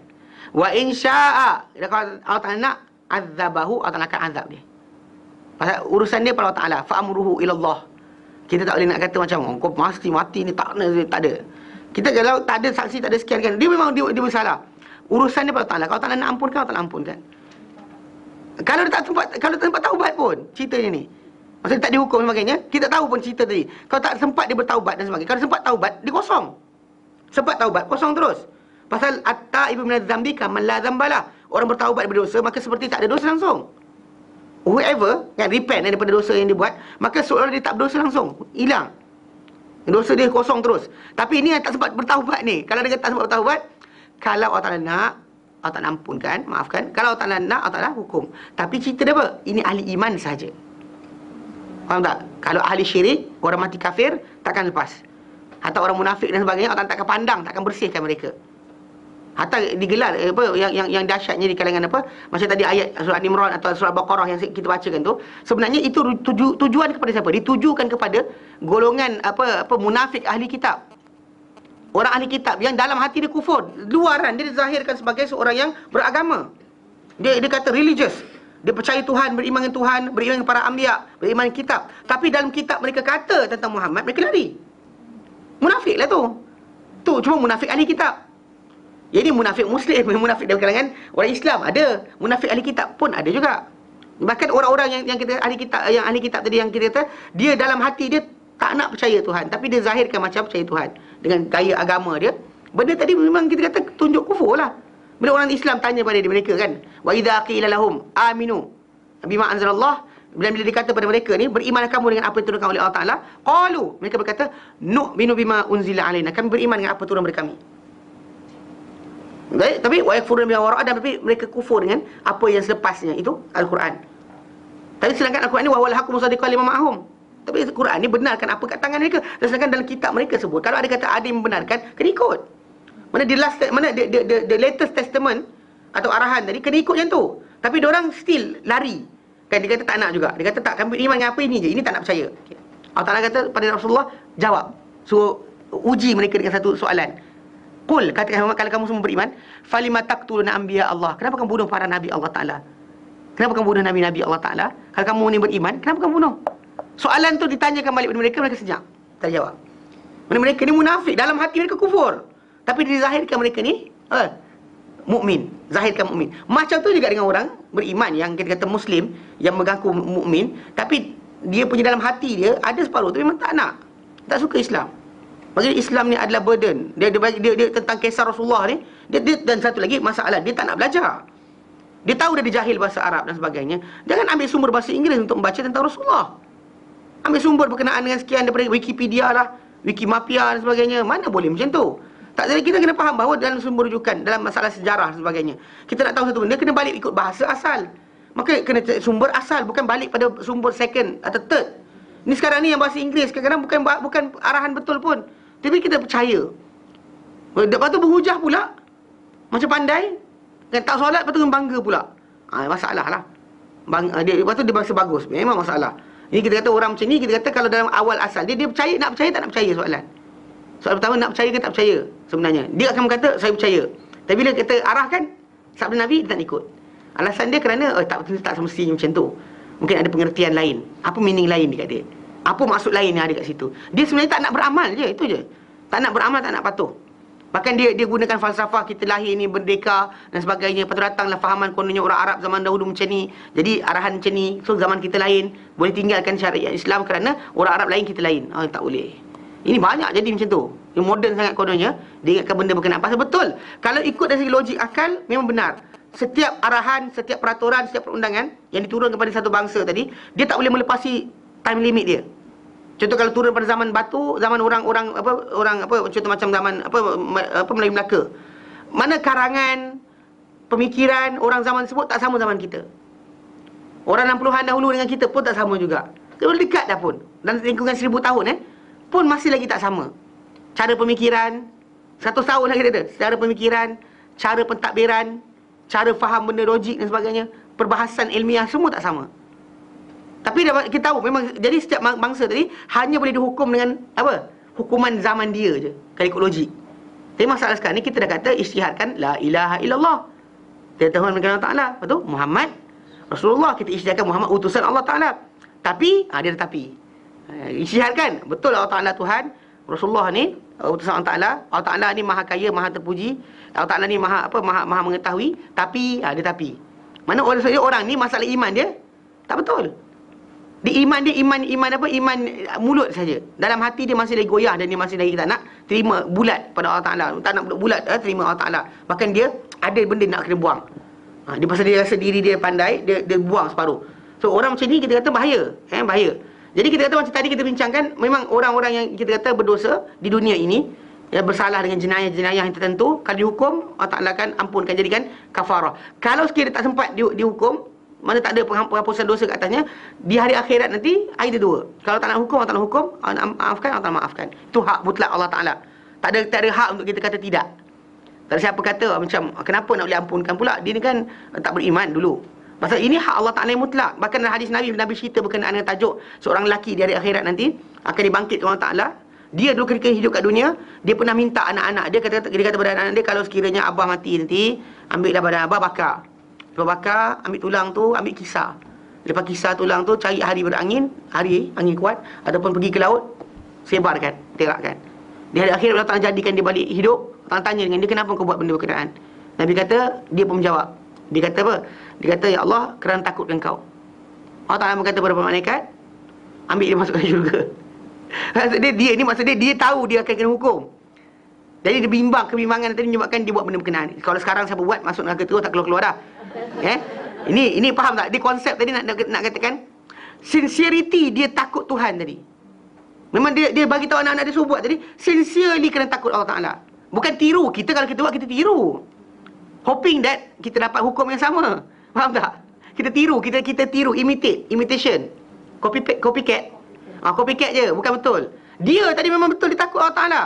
Siap tinggal wasiat pada anak-anak dia, dan di sana Allah Ta'ala tahu kebenaran. Dan kita bila dah tahu, kita ni tak tahu betul ke tidak, ke tiru-tiru, buat jahat-jahat, lepas tu tiru-tiru orang ni. Kita tak tahu kita sincere, tidak. Dia lelaki ni sincere. Sincerity, dia takut Allah Ta'ala tadi betul. Sampaikan dia pesan kepada anak dia untuk buat benda kenaan. Dari akhirat Allah Ta'ala tahu dia sincere. Tu masalah dia kena jaga, masalah niat. So, jadi lelaki berkenaan, dia memang sincere. Dia Allah Ta'ala kumpulkan dia balik kat dunia, kat akhirat, jadikan dia balik siap. Dia kata, kenapa buat? Allah Ta'ala tanya, kenapa buat? Apa yang kau buat dahulu? Dia kata, kerana takutkan kau, ya Allah. Takut sangat aku jumpa kau. Jadi Allah Ta'ala apa? Ampunkan dia dengan sebab itu je. Itu kena faham, sincerity. Macam orang yang bunuh 99 orang, cukup 100 tu. Bukan dia ampunkan Allah Ta'ala. Sincerity, dia nak bertaubat. Tapi dia keadaan kehidupan masyarakat dia dan sebagainya, semua buat maksiat, buat dosa, sampaikan orang yang ajar dia untuk bertaubat, kata tinggal kampung kau. Kampung-kampung orang jahat. Dia sincere nak tinggal, dia nak bertaubat, dia tinggal ke kampung dia. Nak pergi kampung yang orang baik. Maksudnya sincerity tu ada. Tu sebab kenapa kita kata tu adin nasihat. Jaga bab ni. Kalau dia kata benda ni boleh jaga, yang lain insya-Allah akan selamat. Tapi kalau dia kata ini pun tak sincere dengan Allah Ta'ala, kita masih ada macam, kenapa Allah Ta'ala macam ni? Keluar macam tu je. Maksudnya kalau kita patuh pun tak sincere. Arahan Nabi pun tak sincere. So what's the point? Ni kita macam kita dengan mak bapak kita lah. Tak pernah kita kenang berkenaan jasa mereka. So every time kita buat ke, dia ajak balik kampung, kita menyampah nak balik. Tapi kita balik juga. Pasal takut nanti orang kata apa? Tak best. Apa anak derhaka. So tak nak orang kata, kita buat. Dia beza dengan orang yang dia balik kampung, dia telefon mak bapak dia setiap hari ke, kan? Setiap hari ada. Okey, pukul sekian telefon, tanya makan apa dan sebagainya. Ada telefon kan. Kalau telefon bergambar pun ada. Tapi tak buat juga. Kan? Yang orang tak ada mak bapak tu lain cerita lah. Orang yang ada mak bapak kenapa tak buat? Kan? Benda tadi kalau kita kata konsep dia, mana sincerity dia, kalau dia sedar sayang mak bapak dia kerana jasa yang dahulu, dia kena macam tu. Tapi kalau dia kata kena terpaksa tu, jangan macam, alah orang tua ni. Alah. Keluar ayat tu sebab apa? Sebab tadi tak sincerity, dia tak sedar jasa mak bapak dia. So dengan Allah Ta'ala macam tu juga. Dengan Rasulullah ni juga. Kalau orang tu sedar memang Allah Ta'ala Tuhan dia, pencipta alam ini, dan dia sedar Rasulullah itu utusan Allah Ta'ala, maka dia tak ada masalah. Dia bila disuruh je, sami'na wa ata'na, ready. Tak ada persoalan, tak ada dakwa-dakwi. Tapi kalau ada dakwa-dakwi tu, maksud dia ada masalah. Iman dia tengah dia macam dia tak nak. Dia sincerity tidak ada. Faham tak? Sebab kenapa pentingnya tajuk ni disebutkan, ada berkaitan dengan bab yang sebelumnya. Ya. Jadi, dan Allah Ta'ala sebut dalam Quran dalam surah An-Nisa ayat 48. Allah Ta'ala nyatakan, a'udzubillahi minasyaitonirrajim. Innallaha la yaghfiru an yushraka bihi. Sesungguhnya Allah Ta'ala tidak mengampunkan bahawa disekutukan dengan sesuatu pun. Wa yaghfiru ma duna dzalika liman yasha', dan diampunkan selain dari itu bagi siapa-siapa yang dikehendaki. Mendosa tu, siapa yang ni mana mati dengan keadaan tersebutlah. Pasal orang yang mati syirik, orang yang menyekutukan Allah Ta'ala, kita disuruh peringatkan dia supaya dia bertaubat. Kalau dia taubat, maka kosong balik. Kalau dia kata dia tak bertaubat, dia mati dalam keadaan syirik, maka memang itu hukum dia. Hukum dia adalah Allah takkan ampunkan. Adapun orang yang buat selain syirik, dosa lain, maka dia mati dalam keadaan berkenaan dan tak bertaubat lagi, maka liman yasha', Allah Ta'ala ampun siapa yang dia nak. Kalau orang terpilih untuk dapat rahmat Allah Ta'ala, mungkin ada orang doa, ya Allah rahmatilah orang berkenaan. Kan? Gitu sebab kenapa kita disuruh doakan mayat ni, supaya apa? Allah maghfir lahu warhamhu wa'afihi wa'fu anhu. Kita disuruh doa berkenaan supaya apa? Supaya diberikan keampunan pada dia. Bukan kita tambah pahala dia. Pasal kalau dia kata tambah pahala, dia tak diampunkan Allah Ta'ala, apa guna? Allah tak pandang, dia tak rahmati, dia tak guna tau. Faham tak? Pasal tambahan amal tidak memberikan apa-apa. Pasal apa? Kita ingat kita belajar, amalan tidak masuk kita dalam syurga. So yang kita bagi amalan pada orang tu kenapa? Pergi sedekah pada dia buat apa? Sebab apa? Dia perlukan pada benda paling besar adalah rahmat dan juga keampunan Allah Ta'ala. Yang kita datang bagi duit, bagi sekian kan. Dia sakit benda lain. Contoh macam tu lah, mak bapak kita dekat kampung kan, rindu nak jumpa anak. Kita bagi duit. Duit banyak simpan. Juta-juta dah, tapi apa? Anak tak pernah jenguk. Apa rasa anak emak tadi? Tak puas hati tak? Ke puas hati? Tak puas hati, macam tu lah keadaan orang mati tadi. Dia perlukan masalah tu, dia perlukan keampunan Allah Ta'ala. lebih besar dan juga kerahmat Allah Ta'ala berbanding dengan benda lain. Yang kita pergi sumbat lah bagi ni, bagi sekian. Sayang mak bapak. Tapi outsource lah tu. Tak outsource. Suruh orang lain buat. Yalah, bagi Pak Imam duit. Ustaz, Pak Imam buatkan. Ustaz tolong bacakan. Dia tak nak doa sendiri. Dia tak nak bangun seperti akhir malam. Tak nak doa mintakan kampunan mak bapak. Dia tak nak. Tapi dia mesti outsource.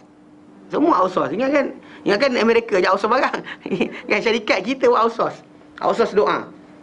Jadi maksud dia dan ayat Quran surah Nisa dan hadis, banyak lagi hadis-hadis yang menunjukkan bahawa dosa-dosa besar tadi tidak menyebabkan orang tu apa?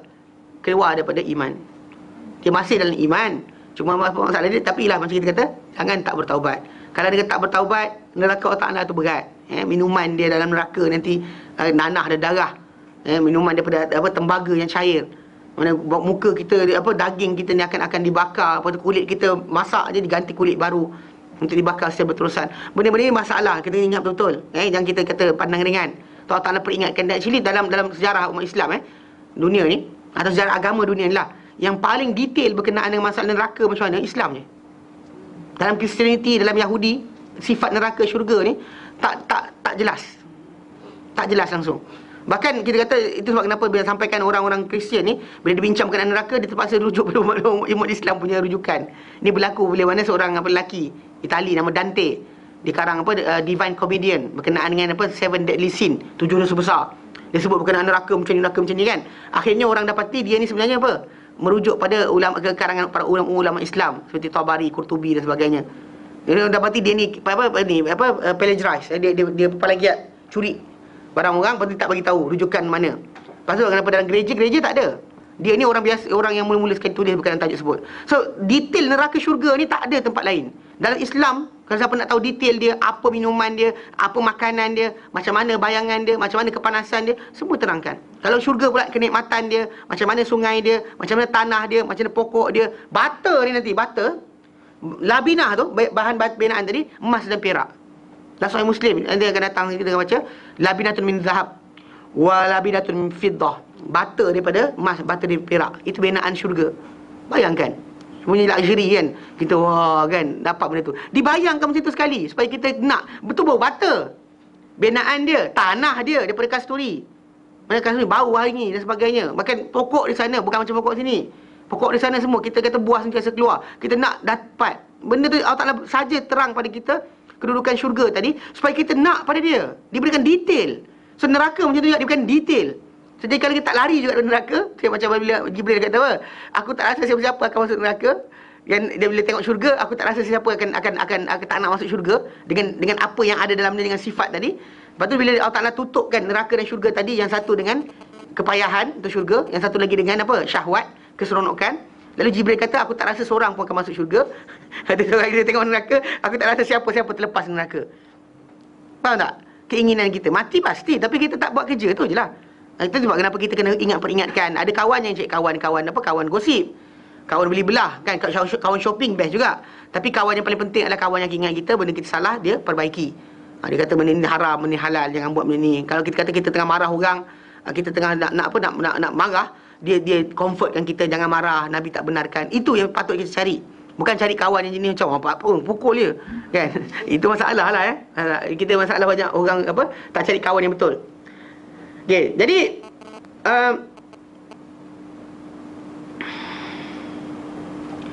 dia kata apa?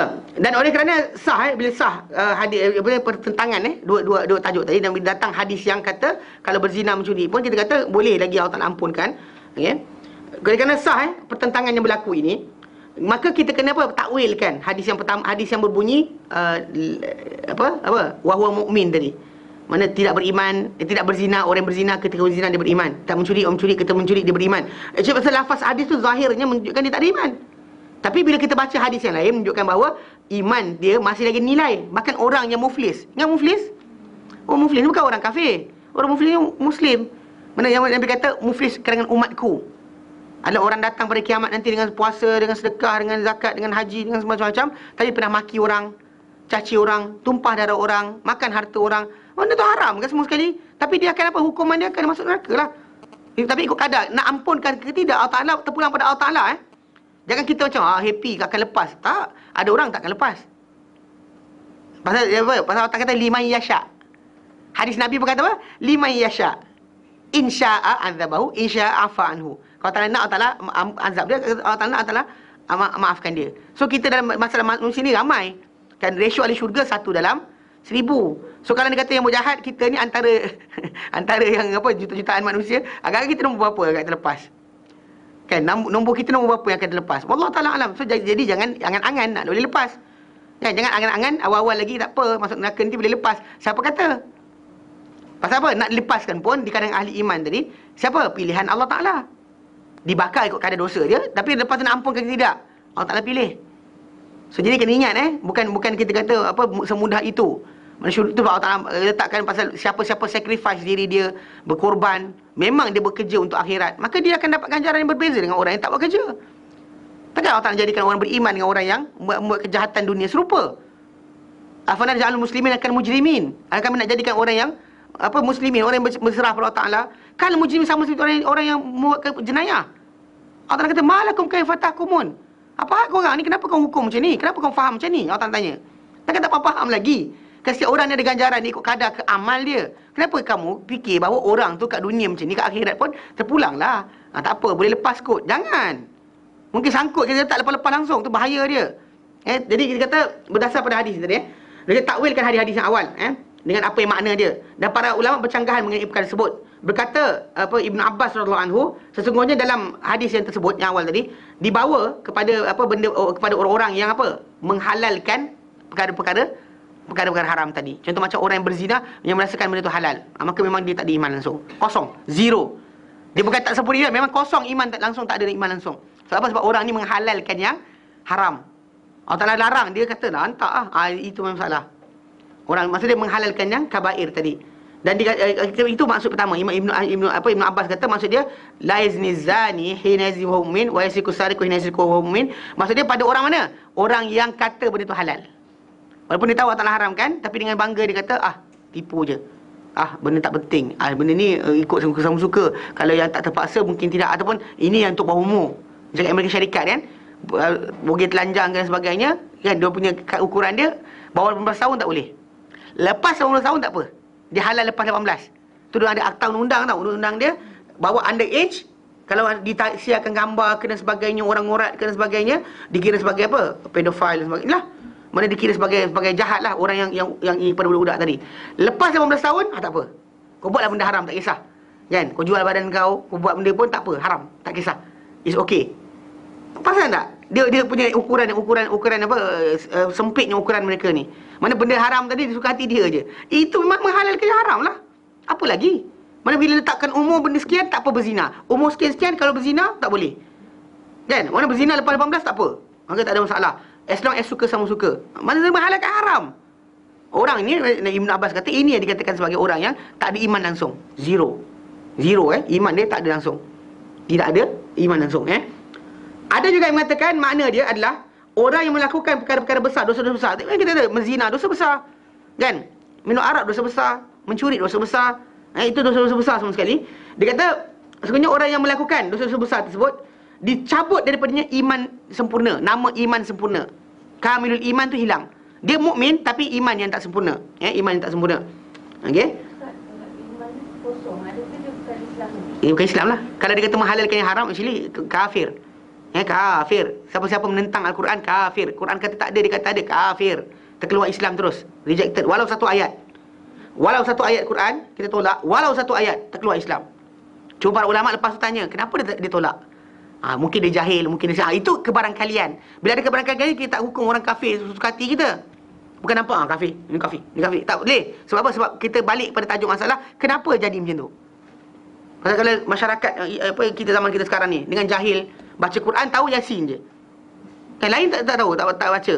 Tak reti baca surah lain pun. Baca Quran ni bahagian lain menggagap. Tapi kalau Yasin pasal sering baca tiap-tiap malam Jumaat, maka dah lancar. Jadi terror lah. Boleh baca walaupun dia tak reti baca Quran lain, kalau bagi ayat lain dia dah wajib sangkut.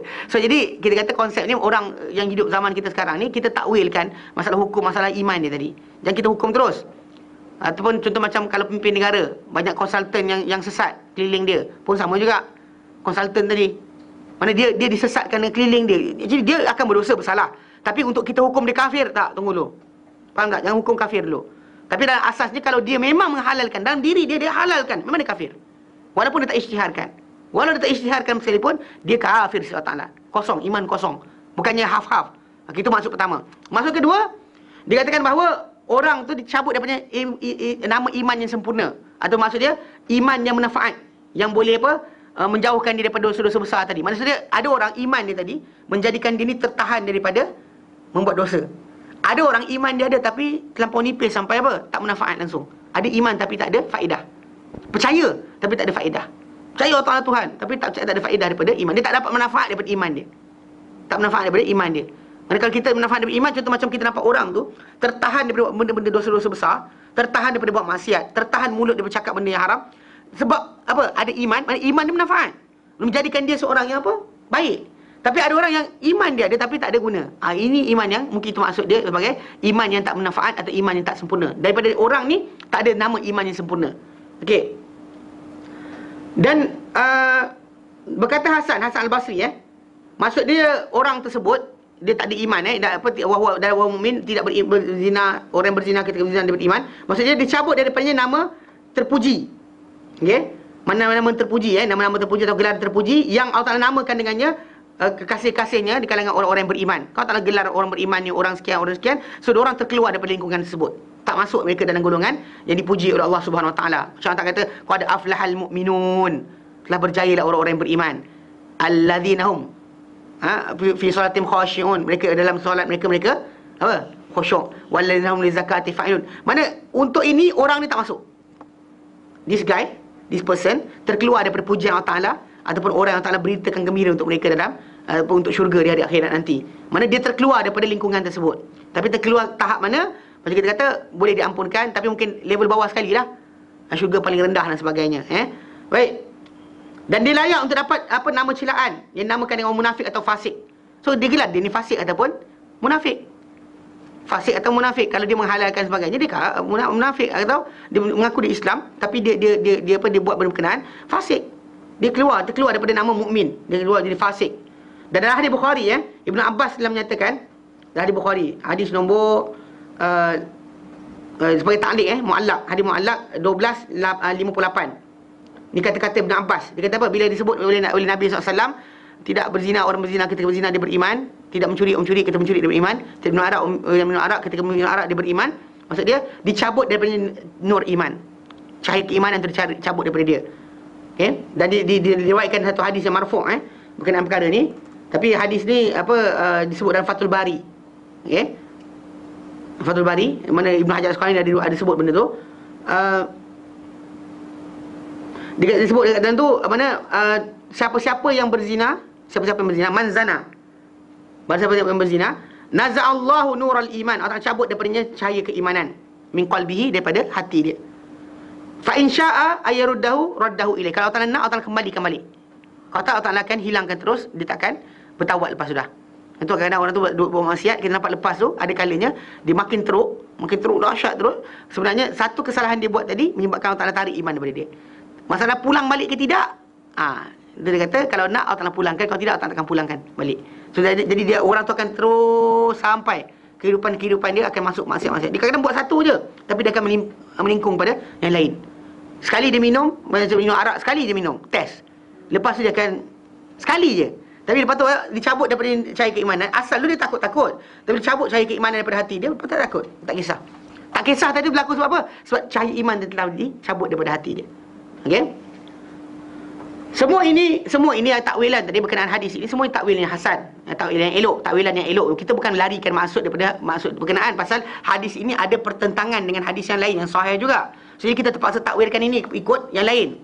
Pasal kita dari ahli sunnah wal jamaah tidak menghukum orang kafir dengan dosa besar. Faham tak? Kita kata dia ni dilaknat Allah Taala, tak boleh. Bahkan kita kata semoga Allah Taala ampunkan dia.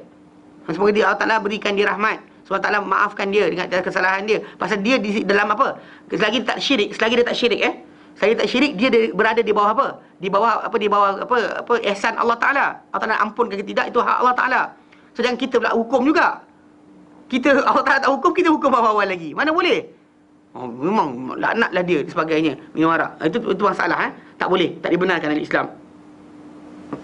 Dan hadis apa dan hadis ni apa memang datang terima untuk penjelasan tersebut. Dan takwil Ibn Abbas ni adalah yang terbaik.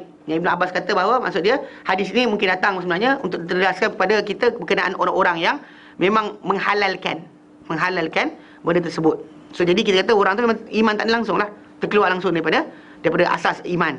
Adapun orang-orang yang buat kesalahan tapi dia tahu dia bersalah, dia rasa dia rendah diri dengan kesalahan dia buat, maka orang tadi kalau Allah Ta'ala nak, Allah Ta'ala ampunkan. Kalau Allah Ta'ala nak, Allah Ta'ala akan azab dia. Itu pulang pada Allah Ta'ala. Amruhu ilallah. Fa amruhu ilallah. Dan lepas tu dia sebut apa? Fa iyyakum wa iyyakum. Maka Nabi kata jauhilah oleh kamu. Maksud dia tinggalkanlah, jangan buat benda ni. Kemudian Nabi kata wat taubatu ma'rudatun ba'du. Dan taubat itu dibentangkan, terbuka selepas itu. Mana lepas dia buat salah tadi, maka taubat terbuka lepas tu untuk dipatah balik. Dan penerimaan taubat ni maksud dia ini adalah petunjuk daripada Nabi SAW bagi sesiapa yang jatuh dalam perkara-perkara dosa besar, satu dosa besar daripada dosa-dosa besar yang banyak, Nabi tunjuk pada dia jalan yang dengan jalan tersebut orang tu tadi akan lepaskan diri daripada dosa berkenaan. Itu apa? Taubat. Dan makna keadaan dia dibentangkan, maksudnya Allah Ta'ala bentangkan kepada hamba-hambanya, di mana Allah Ta'ala perintahkan supaya kita bertaubat. Allah Ta'ala wajibkan kita bertaubat. Allah Ta'ala beritahu tentang diri dia ni apa? Menerima taubat. Allah sebut ya walaikal taubatul abd. Allah Ta'ala terima taubat hamba. Dan bahkan hadis Nabi SAW kita kata, sampaikan Nabi kata Allah Ta'ala bentangkan taubat seluas-luasnya pada waktu siang untuk siapa buat maksiat waktu malam. Allah Ta'ala bentang waktu malam untuk siapa buat maksiat waktu siang. Mana tiap-tiap hari Allah Ta'ala suruh kita, Allah Ta'ala buka taubat kepada kita. Dia terima, repent. Pasal dia tahu kita kelemahan kita, dia buka taubat. Tapi manusia ni kan, nantilah tunggulah pencen mau nak taubat dan sebagainya pun ada juga. Ini kesalahan yang berlaku pasal manusia lupa berkenaan dengan besarnya rahmat Allah Ta'ala. Bahkan Allah Ta'ala suruh taubat tadi, Allah Ta'ala sebut dalam Quran, wa tubu ilallahi jami'an ayyuhal mu'minun la'allakum tuflihun. Bertaubatlah kamu semua yang beriman kepada Allah Ta'ala. Semua sekali taubatlah kepada Allah Ta'ala agar kamu berjaya. Tapi kita lihat manusia masih lagi tak nak taubat kepada Allah Ta'ala. Dan zaman kita sekarang ni dia sampai ada satu ulama karang buku tajuk apa? Uridu an atub walakin. Aku nak bertaubat tapi I want to repent but. Nah, ini betul tak? Banyak berlaku kan?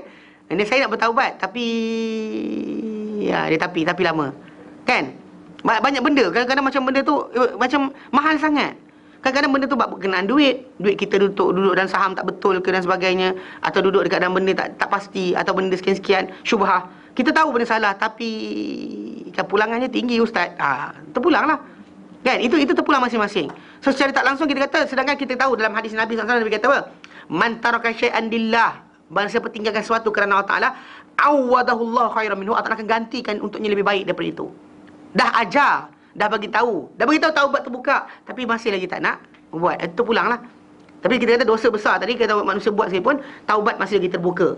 Itu sebab kenapa dalam Islam ni attitude kita kepada orang bertaubat tadi sama seperti tak ada kesalahan. Tapi orang Melayu kita salah sikit. Ada orang berzina ke, anak haram, anak sekian dan sebagainya. Salah. Orang tu dah bertaubat, tinggalkan. Jangan kita ungkit benda tersebut. Sering kali timur kerana umat Islam ni tak nak terima benda berkenaan. Orang Melayu kita lah. Umat Islam tak ada ni sangat. Orang Melayu kita. Dia nampak tercala muka orang tu macam ada pangkak, ada X. Orang tu mesti sinar muka dengan iman. Tapi still dari kita tak nafikan orang tu bersalah. Tapi bila dia bertaubat, terima taubat. Ambil zahir. Masalah dia dengan Allah Ta'ala terpulang pada Allah Ta'ala. Tapi dengan kita dia repent, terima je. Dan kita sekali nak persoalkan. Pasal Adam AS buat dosa dengan Allah Ta'ala, Allah Ta'ala terima. Kan dilanggar perintah Allah Ta'ala, makan buah dari syurga tadi. Sedangkan dah Allah Ta'ala bagi tahu makan benda lain, kecuali itu je. Itu juga dia buat. Nampak ada malaikat pun langgar lagi perintah Allah Ta'ala. Tapi Allah Ta'ala terima tak taubat dia? Terima. Hatta Iblis pun dia kata kalau dia taubat, terima. Tapi masalah dia tak nak taubat. Dia memang tak nak taubat. Dia letak dalam diri dia kedegilan, kesombongan tahap tinggi, sampailah sekali dia tak nak taubat langsung. Itu bahaya. So taubat dia buatlah. Kalau Allah Ta'ala perintahkan, wajibkan kita taubat. Atau Nabi yang tak berdosa pun minta Allah Ta'ala bertaubat dan istighfar 100 kali sehari. Kita ni kadang-kadang 3 kali je. 3 kali 5, 15. Kan? 15 je. Nabi 100 kali. Kita ni 15 kali je. Tak adalah rasa kesalahan kita banyak. Masalah ni kena betulkan balik. Dan semua itu adalah daripada kelebihan Allah Ta'ala. Mana dia terima taubat, mana dia wajibkan, dia perintahkan, dia wajibkan, dan dia bagi tahu dia menerima taubat. Dia terima taubat.